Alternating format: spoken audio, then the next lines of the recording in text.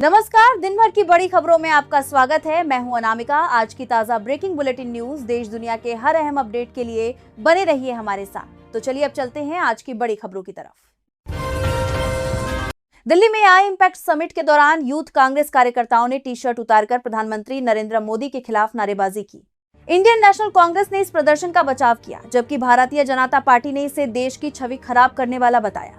मायावती और अखिलेश यादव ने भी प्रदर्शन के तरीके की आलोचना की। दिल्ली पुलिस ने 4 कार्यकर्ताओं को गिरफ्तार कर पुलिस कस्टडी में भेज दिया है। बिहार में शराबबंदी कानून को लेकर सियासत तेज हो गई है। बजट सत्र में सत्ता और विपक्ष दोनों के विधायक कानून की समीक्षा की मांग उठा रहे हैं। मुख्यमंत्री नीतीश कुमार पर दबाव बढ़ता दिख रहा है। विकासशील इंसान पार्टी के प्रमुख मुकेश साहनी ने आरोप लगाया कि भारतीय जनता पार्टी शराबबंदी खत्म कराने का माहौल बना रही है। होली से पहले यह मुद्दा बिहार की राजनीति में फिर गर्मा गया है।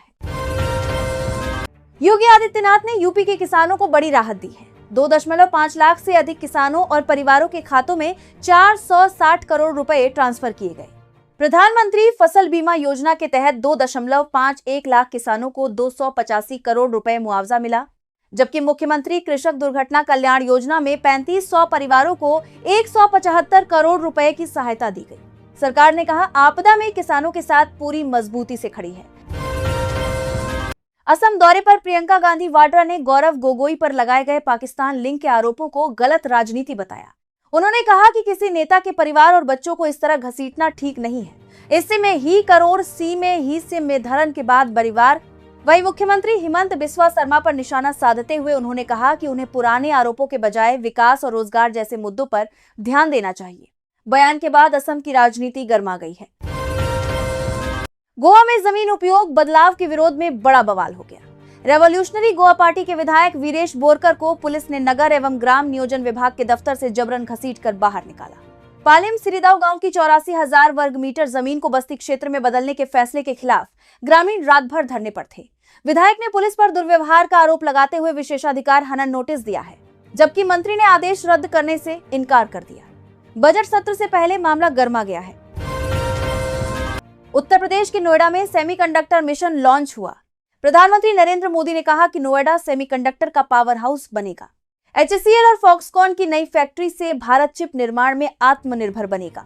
उन्होंने कहा कि मेक इन इंडिया अब एक मजबूत ब्रांड है और भारत वैश्विक चिप इकोसिस्टम में अपनी बड़ी भूमिका निभाने को तैयार है। महाराष्ट्र के भिवंडी कोर्ट में कांग्रेस नेता राहुल गांधी RSS मानहानि केस में पेश हुए। कोर्ट जाते समय भाजपा कार्यकर्ताओं ने उनके काफिले को काले झंडे दिखाए। उनके वकील ने साफ कहा कि राहुल गांधी माफी नहीं मांगेंगे और ट्रायल का सामना करेंगे। शिकायतकर्ता ने बयान को गलत बताते हुए कोर्ट में सबूत पेश करने की बात कही। वहीं दिल्ली में विरोध प्रदर्शन मामले में यूथ कांग्रेस कार्यकर्ताओं की भी पेशी हुई। झारखंड के पश्चिम सिंहभूम जिले के सारंडा जंगल में IED ब्लास्ट हुआ। नक्सल विरोधी सर्च ऑपरेशन के दौरान CRPF की कोबरा बटालियन 209 के 2 जवान घायल हो गए। एक जवान गंभीर रूप से जख्मी हुआ। दोनों को हेलीकॉप्टर से रांची एयरलिफ्ट किया गया। पुलिस ने बताया कि माओवादियों के खिलाफ अभियान तेज कर दिया गया है और इलाके में सर्च ऑपरेशन जारी है। टीवी शो कौन बनेगा करोड़पति में नागदा को जल संकटग्रस्त गांव बताए जाने पर विवाद खड़ा हो गया है। इस मामले में शो के होस्ट अमिताभ बच्चन और सोनी नेटवर्क के CEO के खिलाफ अदालत में परिवाद दायर किया गया, जिसे कोर्ट ने स्वीकार कर लिया है। शिकायतकर्ता का आरोप है कि गलत जानकारी से शहर की छवि धूमिल हुई। मामले की अगली सुनवाई 9 अप्रैल को होगी। बिहार कैबिनेट ने सोनपुर में अंतर्राष्ट्रीय हवाई अड्डा बनाने के प्रस्ताव को मंजूरी दे दी है। पूर्व केंद्रीय मंत्री राजीव प्रताप रूडी ने दावा किया कि यह दक्षिण एशिया का सबसे बड़ा एयरपोर्ट होगा। करीब 1302 करोड़ रुपए की लागत से 4200 एकड़ में इसका निर्माण किया जाएगा। अगले 5 वर्षों में परियोजना पूरी करने का लक्ष्य रखा गया है।